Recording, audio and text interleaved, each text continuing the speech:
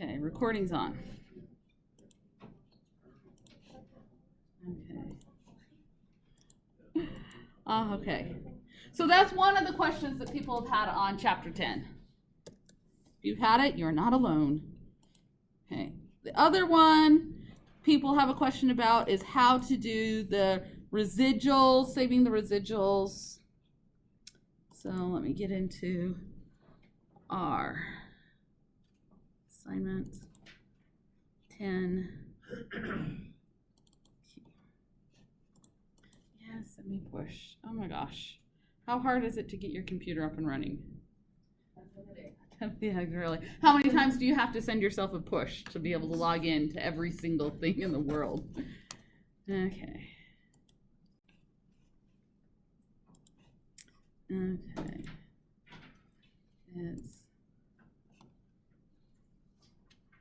So it's the shoe size and the shoe size, reading, and age, right? This one? I think it starts on line 140. Yep. These are you have to do these part. You have to do this part first, though. Oh, right. Okay.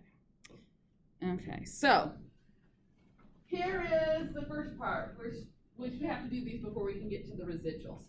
So this is regression. LM means linear model, linear regression, and we're predicting the math scores based. No, we want age and shoe size and reading. This is not the right one. You want to go down? There we go. No, not quite. Okay, here it is. All right. What do you notice about this data set? Age. We've got one kid of each age. 5, 6, 7, 8, 9, 10, 11, 12. As the kids get older, what happens to their reading? They get better. Yay. What happens to their shoe size? They get better. They get bigger.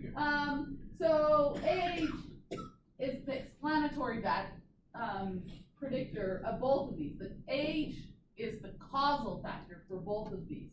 Now, if we do a correlation, shoe size and reading level will have a strong correlation. But is it because one of these causes the other?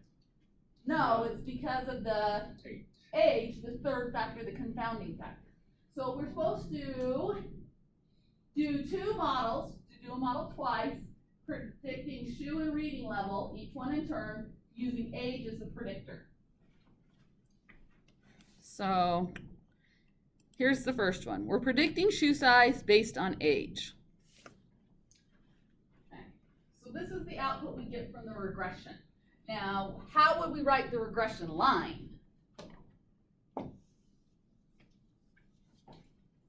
I'll type it in here. What are we predicting here? Shoe size. Notice the first thing it gives you is a formula. We're predicting shoe size from age. So predicted shoe size is equal to, what's our formula? Intercept plus beta naught plus beta 1 x. Intercept plus slope time variable. What's our intercept? We estimate our intercept is 2.95, and the age slope is 0.425. This is where we left off last time, right? So the intercept is 2.95 plus 0.425 times age. That's how we would write the equation. Predicted shoe size is equal to an intercept of 2.95 plus a slope 0.425 for every year older they are. So if we were going to plot this line, I want a better marker than that blue one. That one's hard to see. Oh, I want it to record. I better use my pen, my magic pen.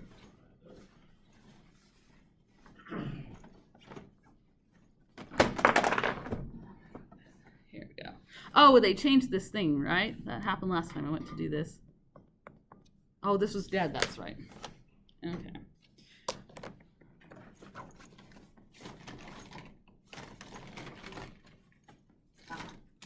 If I was going to draw this equation, or this plot, intercept, that's the y-intercept, What's our y dependent variable here? Shoes. Shoe size. What's our x, our predictor variable here? Age.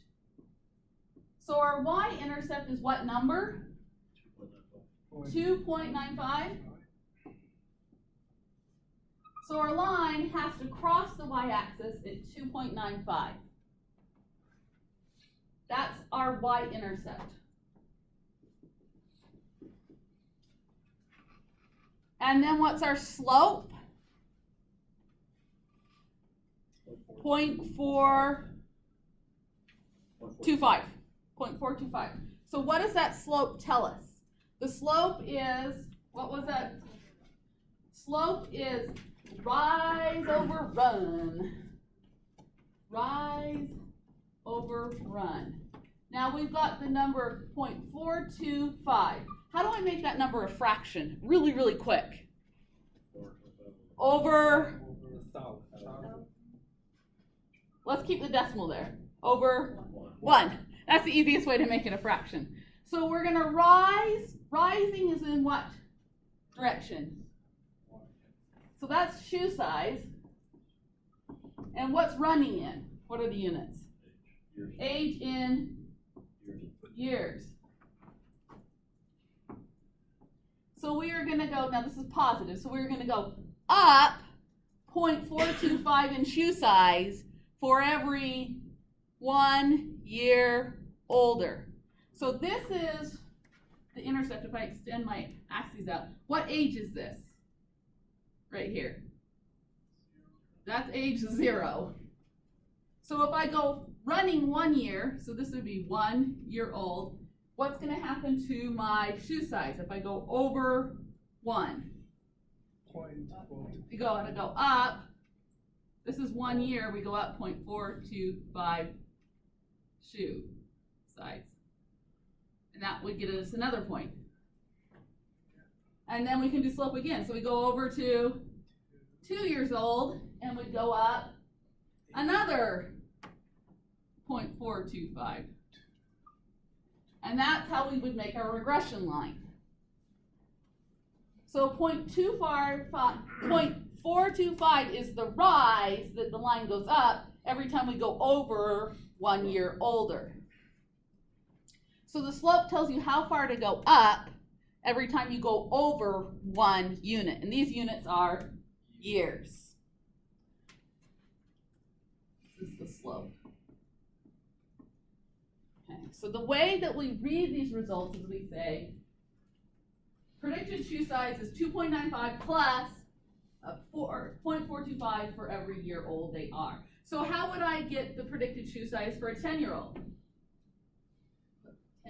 I would put 10 in there and multiply 0.425 because I rise 0.425 10 times and add it to my 2.95. So I can plug in any age I want and get a prediction for their shoe size. Now, what were the ages of our kids in our sample? Do you remember? We looked at the data set. 5 to 12. They were 5 to 12. Is this going to be accurate for a 1 or a 2-year-old?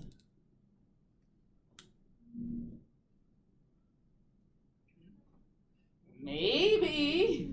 Our data was in the range 5 to 12. What is it called if we take this relationship for 5 to 12-year-olds and we extend it back to 1 and 2 and 0-year-old? What's this called? Extrapolate. Louder? Extrapolate. Extrapolation. It might be, but it might not be. What happens if it goes like this? Or what if it goes like that? We can't know beyond this range.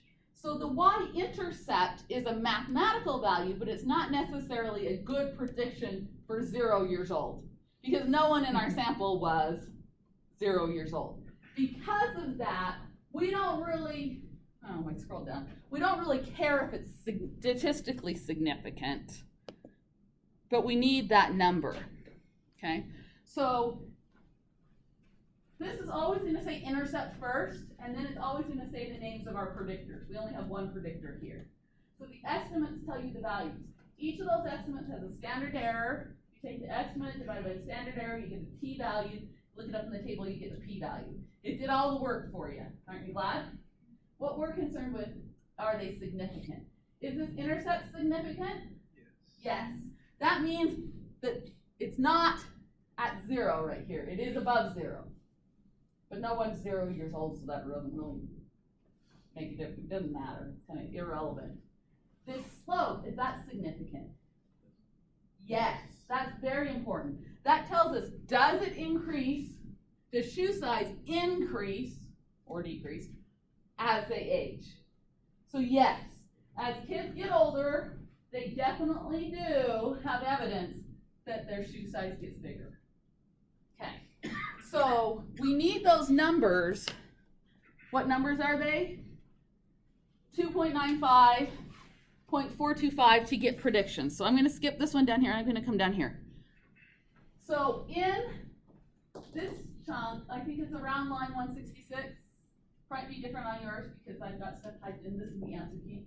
We need to mutate or create 4 new variables, it says. The first one is shoe size predicted. How do we get the predicted shoe size? 2.95 plus 0.245 times age. Now, make sure you put an asterisk there. If you just put a space between the number and the word age, it doesn't know that it's supposed to multiply. We have been taught if you have 3x, that means 3 times x. R doesn't know that. You have to put the asterisk to mean multiply. So this is how we would get the predicted shoe size. I'm going to just run a little bit by little bit. So here is the original data set, right? How many variables do we have in the original data set? 4? 4 variables, right? We've got child number, shoe size, reading, age. If I run this code, it's going to create a new variable called shoe pred. And how does it get the shoe pred? For each person, it takes 2.95 and adds 0.425 times their age. So this person, it takes 2.95 plus 6 times 0.425. So it's done all the math for you. Okay, now, this is their actual shoe size that they measured. This is what the regression line said they should have. Are they identical? No. They're not identical. That's because is every kid going to fall exactly on this line? Some are going to be above, some are going to be below. The residual is how far above or below they are the line. So the second variable is what we're supposed to find the residual for shoe size. So we need to create another variable. So how do we create new variables? Deploy or mutate. And this one we're going to call shoe resid. And what does it say up there? To get the shoe resid, we're going to subtract their shoe size, S-H-O-E, from the prediction we just calculated. How do you subtract? You use subtract symbol E. So we're going to take the shoe size they really are in the data set, S-H-O-E, and we're going to subtract the shoe size we predicted based on the regression line. Can you do those all within the same deploy or mutate? You can do them in the same deploy or mutate. I personally do a separate deploy or mutate every time because it's easier to copy, paste, and delete lines of codes if you've written them as separate. But you can put just a comma and do them one after another in the same. But again, it's, there's more than one way to do it. And there's more than. You have to make sure you did it in the right order. There are many ways to do it correct. There are many ways to do it incorrect. So this first kiddo, their shoe size measured at 5.2, but our equation numbers said that it should be 5.075. So their actual shoe size is a little above what the line would be. How much above? 0.125. The second kid, the 6-year-old, had a shoe size that measured 4.7, but the regression line says they should have 5.5. So they are actually under the regression line. How much under? So now the residual is negative. Okay. This is the one where the sum of all the residuals should be 0. If you add up all these residuals, you should get 0, because some are positive and some are negative, and they will add up to 0. You can take the time if you want, or you can trust me. You're free to do that. Okay, so to be able to do this problem, we needed that number 2.95 for the intercept and the 0.425 for the slope. Okay, and that's the one for shoe size. Now we're supposed to repeat that for reading.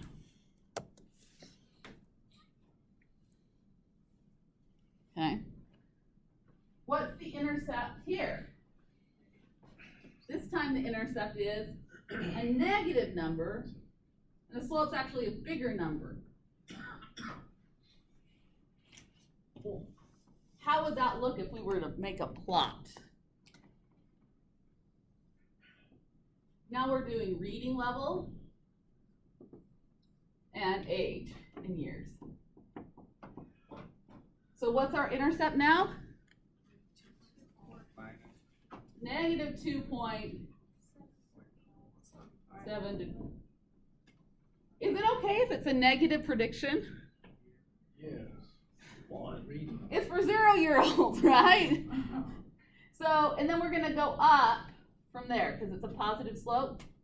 Now, hopefully our sample, 5 to 12 years old, is positive, because nobody should have a negative reading level, because that doesn't make any sense. The intercept is negative. It's okay for the intercept to be negative because that's extrapolated outside of our sample. Okay, so that's what it would look like. So when we do this code, how do we get the reading level prediction?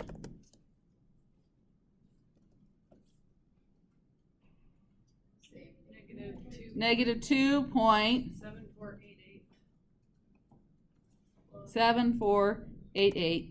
When you're working, how many decimal places should you use? 4 plus 0.7631. Should you have a 0 in front of that decimal? For APA reporting, will it make a difference here? No. But make sure you use the asterisk before age. So Yeah. I have a question. Mm-hmm. I didn't use 2.7488. I used 2.75 because in the homework it wanted the slope to 2 decimal places. Yeah. And so then I just put in what I put in for the slope. That's what I used in the equation. For answer boxes, yes, you need 2 decimal places, but for working, you should keep 4. I don't think it ends up making any difference, because by the time you round, whether you put 4 decimal places or you put 7.5, this should be about the same. In the real world, you're not going to have to worry about this, so I'm not too bent out of shape. And then how do we get the residual? Read resid would be the real reading level that we measured minus the reading level that the equation would predict. And it tells you to save this as child new so that we can use this to do something else. And it says now, when you have a saving assignment in your chunk, what output will it create? Nothing. So the next chunk, it says remove the hashtag so you can display the data set.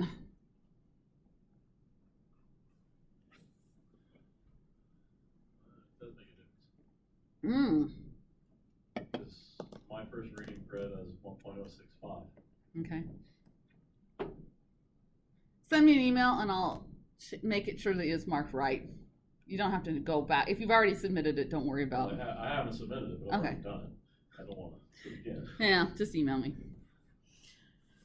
Because I can see what you put down and I can make sure you got full credit for it. Okay? Because decimal places shouldn't affect your score. I mean, that's silly. Okay, so there's our data set.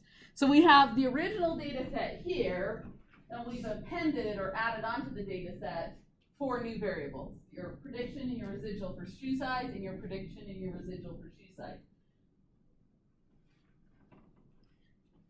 The whole reason we did that so that we could get to the next question.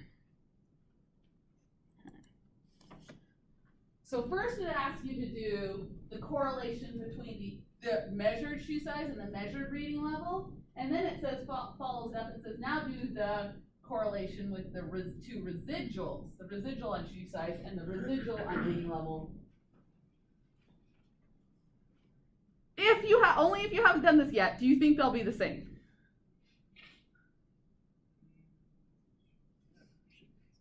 They should be the same? Okay, let's try it. Are shoe size and reading level correlated? Strength and direction? Yes. Strength? Very strong. Moderately strong. Moderately strong. Strong. Correlation. Strong. The correlation is 0.87 if we're going to do 2 decimal places. That's pretty strong in most people's book. That's a pretty strong relationship. Is it statistically significant? Yes, definitely. Reading level and shoe size are correlated, but what's the driving factor there? It's not that they cause each other, it's they're both being driven by age. So that's why the next one, we're doing it with the residuals from when we regressed age. Now what's the correlation? 0.24. What happened to the correlation after we regressed out age? Oh, is it significant?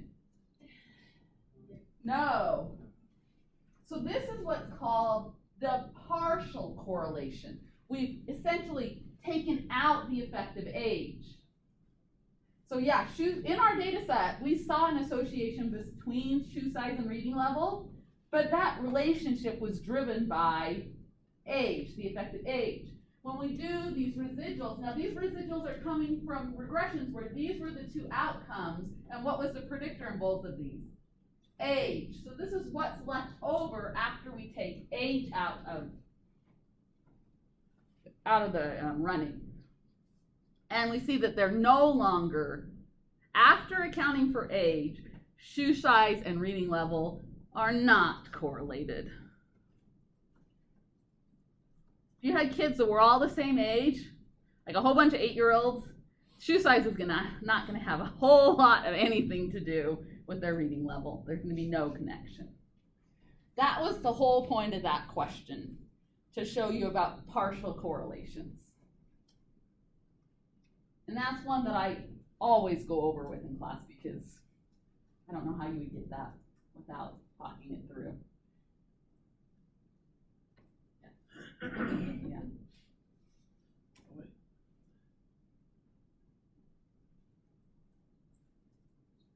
Question? Yeah? No? Did your correlations? No, you had different decimal places up there. Did this come out to be about the same? So I did it. Is it around the same thing? No, this is weird because in the R studio, I used the 2 decimals to do the equation for the residuals. And so I got different numbers here. Yeah, these are just on the reading. But then when I did this, yeah, that should be strong. And so I was thinking that these went into the answer, but I don't think They don't. You get the next 2 are way how you answer, so you're fine. Yeah. Yeah. So You don't it doesn't make a difference except in the R code. Yeah. Do you have to enter this number in though? Well, in the instructions it said enter in like 4 decimal places. Oh. So I entered that number to 4 places. Yeah. So it might be slightly off. Yeah. No, because maybe. Yeah, so the instructions say to always give it in 4 decimal places on this one. On that one? Okay. Follow those directions. If you get marked wrong, make sure that I know to. Yeah, that's why we're gonna. I think that on these old, before chapter 11, it gives you a margin of error, so it probably will mark it right anyway. Okay. Yes. Okay. I got the same answers you did, and there's something wrong with method, so I'm emailing you about that one, but just if Awesome! anybody else submits, there is something wrong. There is something wrong with Because I it. got the same thing that you Yeah. got on your output, but. Yeah, and I'm not gonna fix the answer key for this one because we're never gonna use this assignment in there again, but I'll make sure you get full credit. Yeah, So I gotta should check we and all see if I email missed you, that. or No. will you just? We got Okay. one designated email I'm for keeping this. a track for as this we go through. question. Okay. That's good. I'm building the email as Yes. we go. In the class you can push submit. Thank you. Thank you. You're welcome. Our I'm the note taker. sacrificial person. I You'll submitted get, my homework early. So. yeah. Why does it- If you do all the homework, you're probably gonna get an A on it. Very rarely does anyone complete the assignment, not get an A on it. Between the summaries and the assignments, your grade should be well padded for the test. Okay. Because really, you guys are all exceptional people to be in this class to begin with. I want you to be able to understand and do these things more than I want to nitpick grading. That's why I want it automatically graded so I don't have to deal with it, provided it does it correctly. Okay, so this is the biggest thing I wanted to hit about regression. The intercept tells you where the line would touch the y-axis, but it doesn't always mean anything because it's usually projecting back to when the predictors are 0. And it's very often the case that predictors are not 0 in our actual sample. The slope is what's most important. We need the y-intercept to make predictions, but the slope is usually what we interpret. And what does the slope tell you? What does that number tell you? It tells you how much you change, how many units the y variable changes each time you increase x by 1 unit. The units are crucial. So this says we go up 0.425 shoe sizes every time we get 1 year older. And I almost always have to draw it out to make sure that I'm getting the interpretation right. Is there supposed to be an interpretable one in here? I don't think so. Okay. Okay, separate.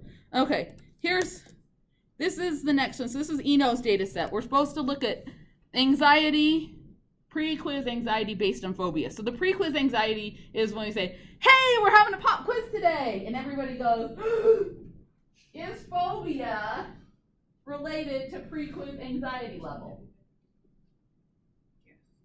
Yes, this star right here saying this p-value is less than 0.05 tells us, yes, there is a connection between phobia and pre-quiz anxiety. Now, what does this number 0.5, well, it's basically 0.6 tell us? How do we interpret the 0.6? So 0.6. That's the slope. So what does it mean about anxiety and phobia? For every increase, 1 unit more higher they were on phobia, their anxiety was 0.6 higher. So if if 2 people and their phobias are different by 2, then what do you think about their anxieties? Their anxieties are double that much apart. If their phobias are not 1 but 2 units apart, then their anxiety is not 0.6 but 1.2 higher. So this tells us, slope tells us how much the anxiety goes up each time phobia goes up by 1. Okay? Then we're supposed to do the exact same thing separately for men and women. How do we do it for men? Okay, so to do it for men, when we do our filter command, we want to keep male. Now there's multiple ways to do this correctly, just like there's multiple ways to do it incorrectly. If we say gender with a capital F, that's the factor version, then we need to put the text in quotes. And it has to be spelled and capitalized just the way it is in the data set, which is capital M-A-L-E. If we use gender, the variable without the F, that was the number version. And what number were men? You guys remember? 1. And you have to put the double equal sign What happens if I only put a single equal sign? What error message does it give these days?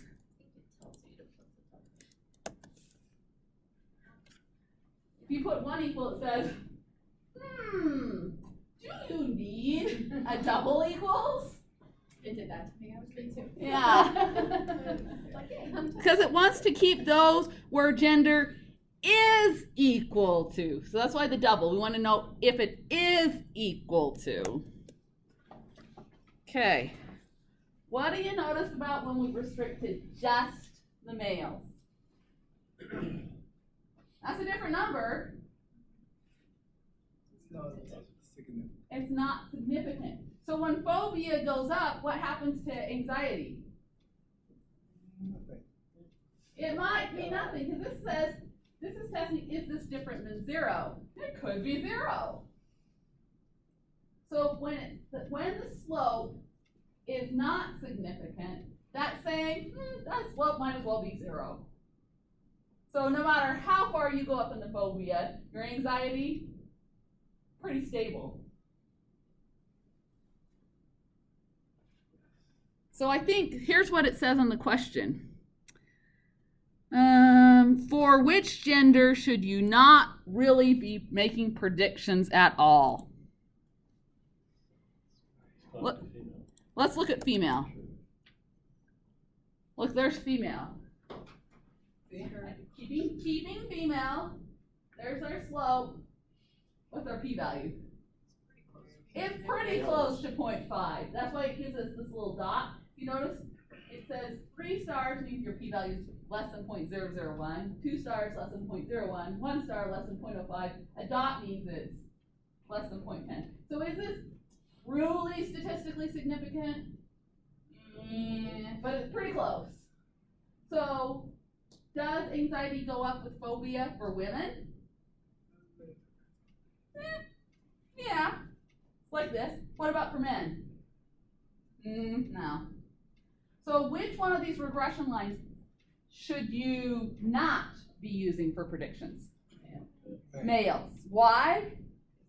Because the slope was not even close to being significant. Yeah. That's the last one in the R. Okay. How many minutes do we have for paired t-tests? 2. Yeah.